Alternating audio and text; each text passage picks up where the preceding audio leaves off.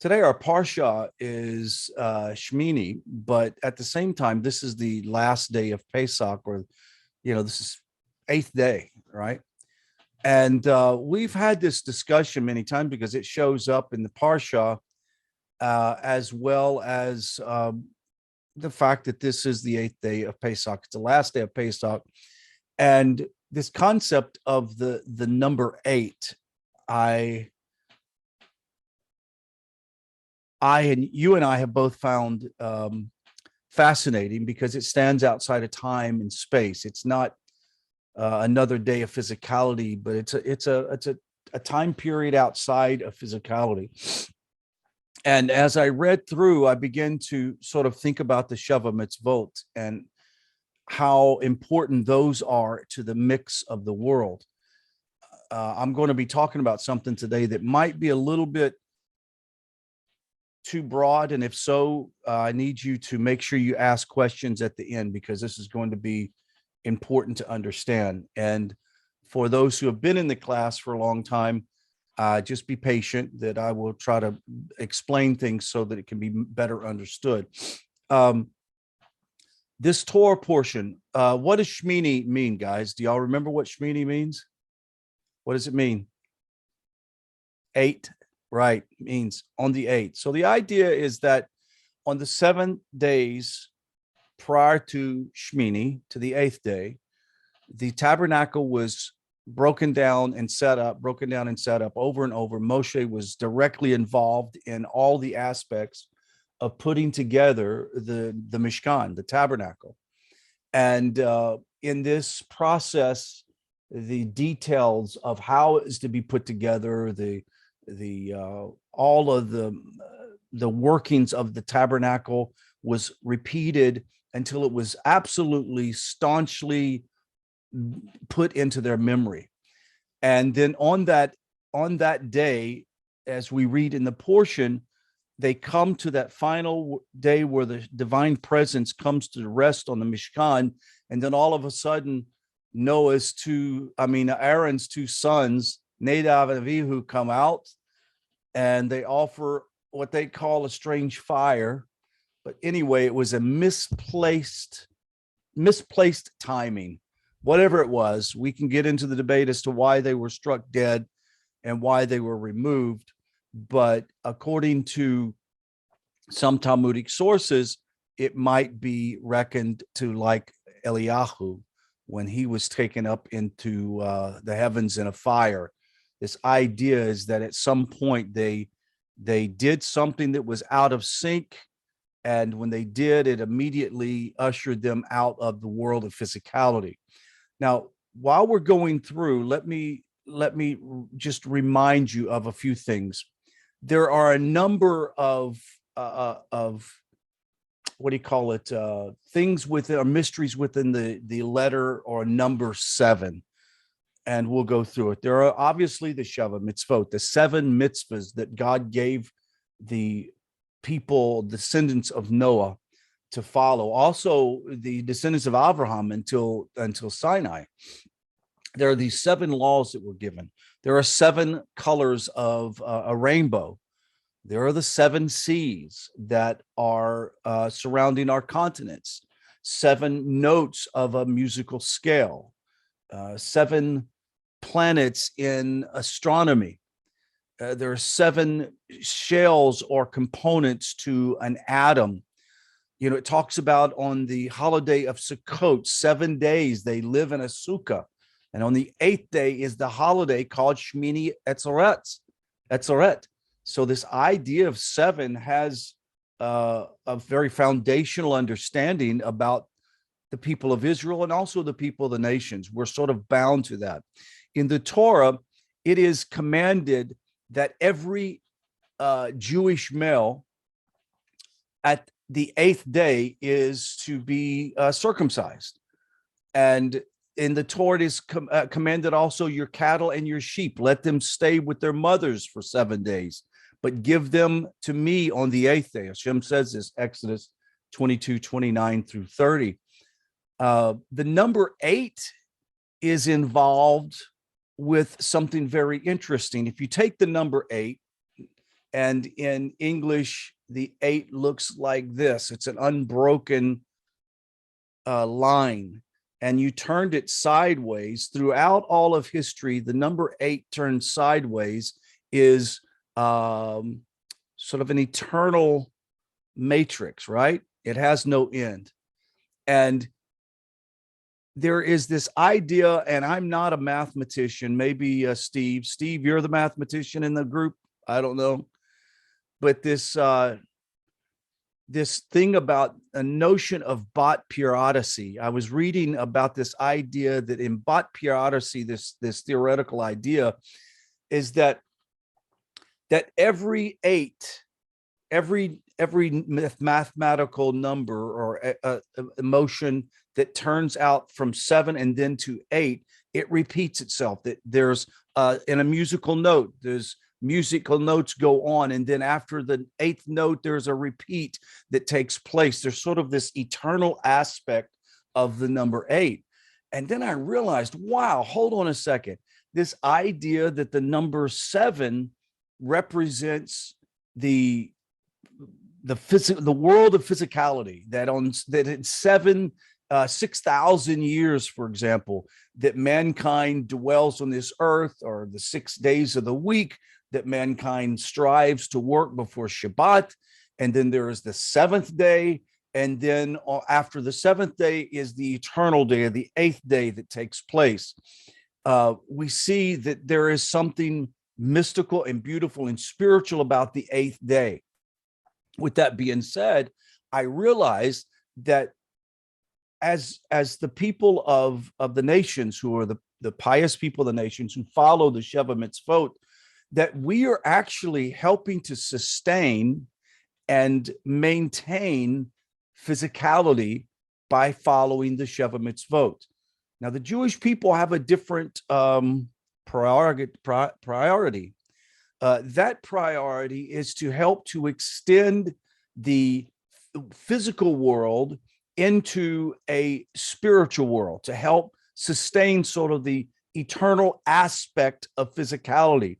And even though we live in a very physical world, even though we live in a world that has limitations, in reality, there are no limitations, because time is a construct of our physical world. We have an illusion of time because we have stars and planetary systems.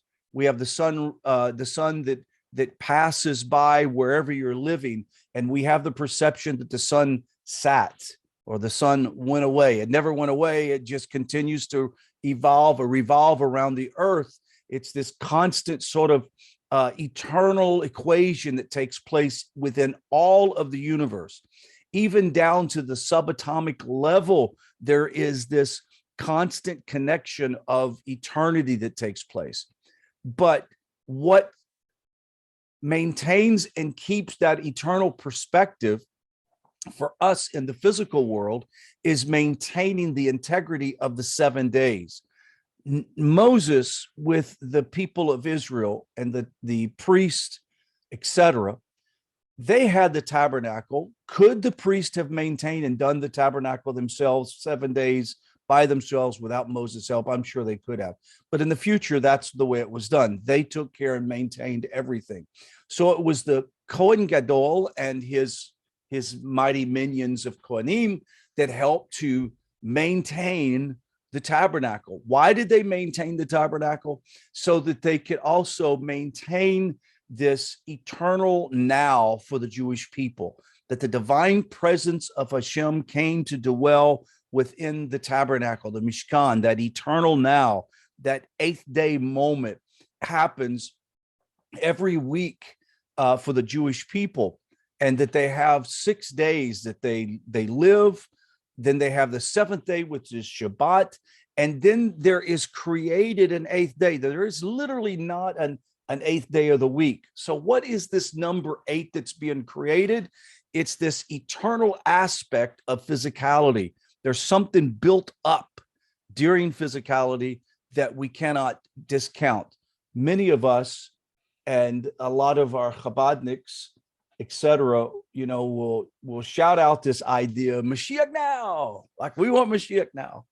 But we realize that Mashiach now is not going to happen without the 7 days that precede before Mashiach, without the 7 or the 6,000 years that we have to struggle and maintain our direction.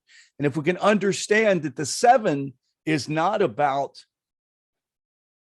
7 days or 6,000 years of struggle and pain and suffering, but rather 7 days of rectification, learning how to build, learning how to sustain every day, learning how to put the details of this sort of Mishkan setup so that the divine presence can dwell within us. We all want to see the day that we can experience eternity firsthand, but in reality, I'm not sure that we don't already do that every day. I'm hoping that we get a full understanding in this class about the power of your 7 days, of your physicality and what it actually does.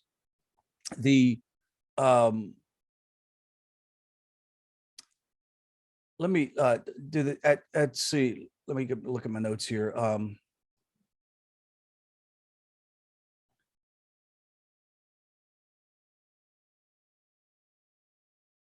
Hold on one second.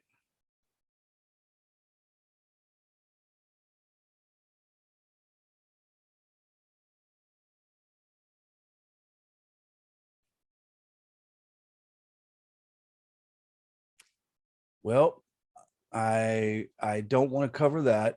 Hold on. Yeah, here we go.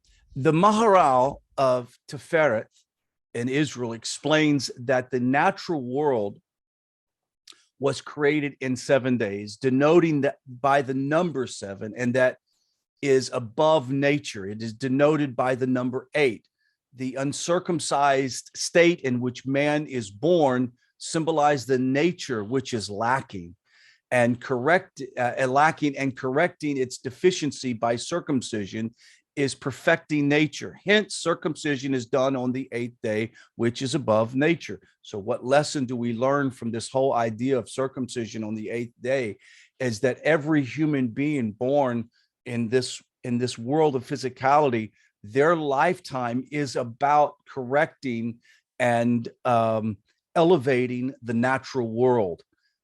That is our job. If you want to know what the role of the B'nai Noach is, or what is the purpose or the calling of the B'nai Noach, it's to actually elevate the physical world, elevate the days of the week that we're in. We have a huge responsibility where the Jewish people have the priority to be called the priest of the nations, or the priest of the nations.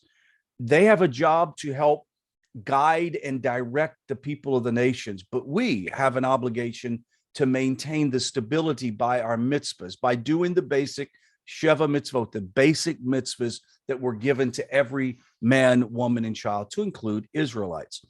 Also, Raphael Samson Hirsch, stated that also the number 8 as symbolized the spiritual in his explanation of circumcision being the 8th day, meaning that circumcision is just as much spiritual as it is physical. So we shouldn't dismiss the idea that we live in such a, quote, physical world, seeming to be at such a lowly place. We should also remember this is a very spiritual world.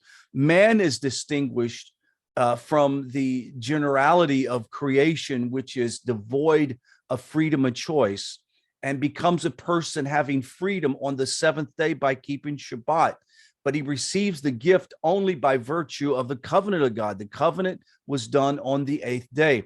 Then on the 8th day, he is born anew, only as a man, but a Jew. Not only as a man, but a Jew. And on the 8th day is therefore returned to the first day at a higher level. So what is the job of the Jewish people? Is to continue to take the work of the nations that walk and follow the 7 mitzvahs during the 7 days of the week and elevate it to a higher level. The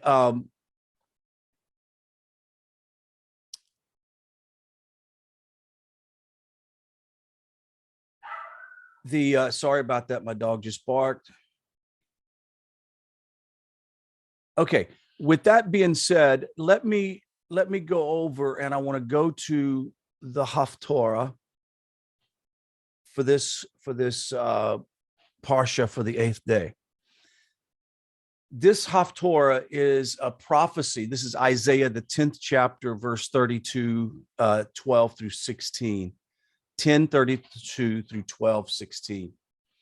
This prophecy by Isaiah regarding the messianic time to come, and he foretells of a staff from the root of Jesse, the father of King David's, upon whom the divine spirit will rest, and he'll be able to judge honestly by way of smell. It says that he will, the Mashiach will be able to smell and understand where people are coming from. Even it says that what tribe they come from, he'll be able to know. So that means even people that think they're people of the nations, they will soon find out what tribe they're actually from. The prophet tells us that the wolf or the lion will lay down with the lamb, but it's a wolf will lay down with a lamb, and a leopard will lie with the kid goat, and the calf with a young lion will graze together. We're talking about a whole different place, a whole different world that's going to come in this era. This continues to describe how God will gather the exiles from the nations and bring them in, and the Holy Land will be reconstituted, and there'll be a temple. This newly Jewish kingdom will no longer have the rivalry between Ephraim and Judah, or between Judah and the dispersion of the tribes that are out throughout the world. At that time, Israel is going to sing praises to God and thanksgiving, and the nations will gather. They will want to be participating in the building of this temple. And what Isaiah, the prophet, is talking about is the 8th day, this period of time coming before the 8th day. And I just find it fascinating. Let me open up the floor. And now that we've talked about this, I really want to see if you guys have some further ideas that would help to develop this out more. Anything more that you would like to add to it?